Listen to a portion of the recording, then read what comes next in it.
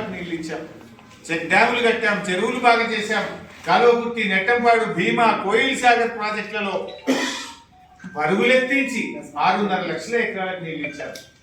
బట్టి గారు మాట్లాడతారు ఒక్క ఎకరానికి నీళ్లు ఇవ్వలేదు, ఒక్క ప్రాజెక్టు పూర్తి కాలేదని మాట్లాడితే ప్రజల్లో మీరే పలచన అవుతారు, మీ విశ్వసనీయత మీరే తగ్గించుకున్న వాళ్ళు అవుతారు, ప్రజల్లో గౌరవాన్ని కోల్పోతారు.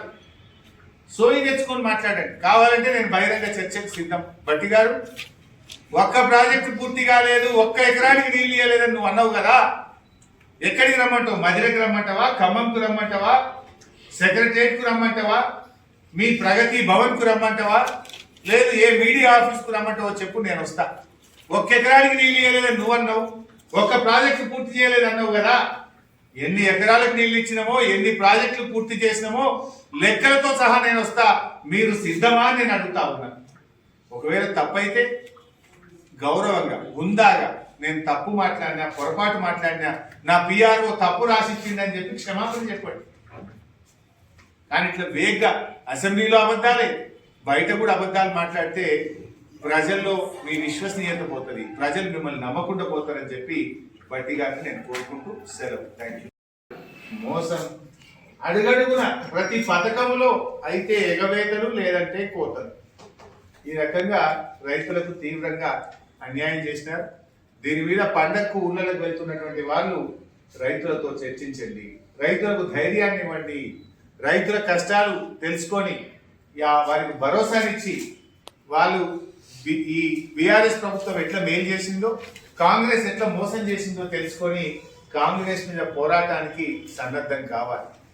రైతులు అందరం కలిస్తే ఈ ప్రభుత్వం మెడలు వంచి ఈ పథకాలన్నీ కూడా అమలు చేసుకునే అవకాశం ఉంటుంది. దానికి రైతుల్ని సమాయత్తం చేయాలని చెప్పి నేను కోరుతా ఉన్నాను. ముఖ్యంగా మా జర్నలిస్టులను కూడా నేను కోరేది, ఇంకొక ముఖ్యమైన ఒక పథకంలో పేదలకు బాగా అన్యాయం జరుగుతూ ఉంది.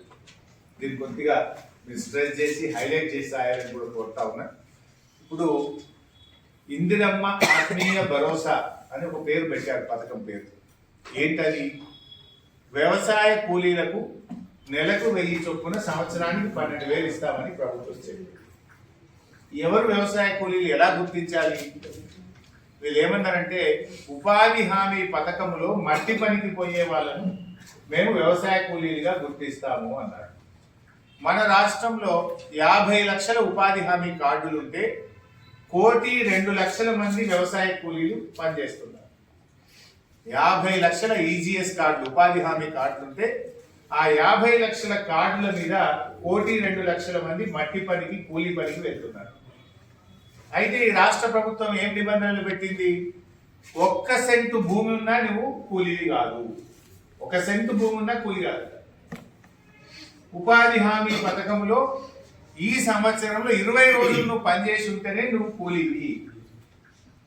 అనారోగ్యం వల్లనో, ఇతర అవసరాల వల్లనో, కారణాల వల్ల ఉపాధి హామీలో ఏడాది ఇవ్వకపోతే ఆయన తీసేస్తాడట. సెంటు భూమి ఉంటే కూడా ఉంటాడట. సెంటు భూమిలో ఏమైనా పంట పడుతుందా? మీరు ఒకసారి ఆలోచించండి. 5 గుంటల భూమి ఉందనుకోండి, 5 గుంటల భూమి ఉంటే వీళ్ళు చెప్పిన ఈ రైతు భరోసా పథకం కింద 6,000 ఒక పంటకు, 6,000 ఒక పంటకు అన్నారు, 12,000. 5 గుంటలు ఉన్న వాళ్ళకి ఎంత వస్తుంది? 750 వానకాలం, 750 యాసంగి. అంటే 5 గుంటలు ఉన్న రైతుకు 1,500 రూపాయలు వస్తుంది. నువ్వు 5 గుంటలు ఉన్నందుకు వ్యవసాయ కూలీ కింద నీకు 12,000 ఇయ్య అంటుడు రేవంత్ రెడ్డి. ఇప్పుడు 5 గుంటలు ఉండుడే శాపమా? ఊళ్ళ బ్లేమ్ గేమ్ అంటే ఒక తప్పు అబద్ధాలు ఎందుకు చెప్తున్నావు? అన్ని మోసమే కదా. అన్ని పంటలకు బోనస్ అంటివి, మోసం చేస్తేవి. 2 లక్షల మీద ఉన్న వాళ్ళకి కూడా 2 లక్షలు రుణమాఫీ చేస్తా అంటివి, మోసం చేయబడితివి. రైతు భరోసా 15,000 అంటివి, మోసం చేయబడితివి. పంటల బీమా అంటివి, మోసం చేస్తేవి. లాస్ట్కు పాపంగా వ్యవసాయ కూలీలను కూడా మోసం చేయాలన్నా? రెక్కాడితే డొక్కాడని వాళ్ళు